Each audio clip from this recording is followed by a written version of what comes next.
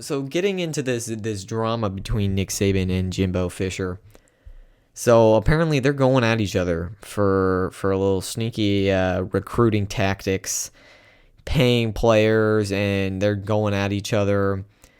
Obviously, you think back to last season, Nick Saban actually lost to Jimbo Fisher, and that was the first time he had lost to an assistant. That was in the regular season. Then he lost in the national championship, obviously, to Kirby Smart. So definitely people are catching up to Nick Saban. And he said that Texas A&M got the number one ranked class this year. And he said that was because, quote, they quote, bought every player. And then Jimbo Fisher fires back.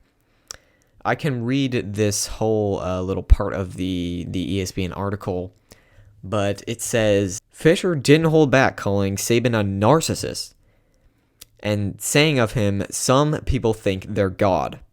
Saban's offensive coordinator at LSU from 2000 to 2004, Fisher practically laughed off his former boss's assertion that there has always been parity in college football, and the NIL threatens to undermine that. And then Fisher says, he's the greatest ever, huh? When you've got all the advantages, it's easy. So they're definitely going at each other, and that's going to make for a great matchup later in the season because they're going to play each other. As always, they're both in the SEC West. People can get deals from this, from their name, image, and likeness. These players can get deals from this. The NCAA football, though, it's kind of still up in the air, kind of still against the rules to get recruits using that.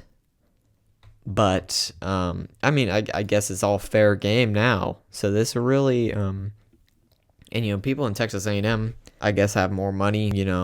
There's more people in that organization. They've got lots of money to hand to these players. So that brings in a whole new aspect to getting college players.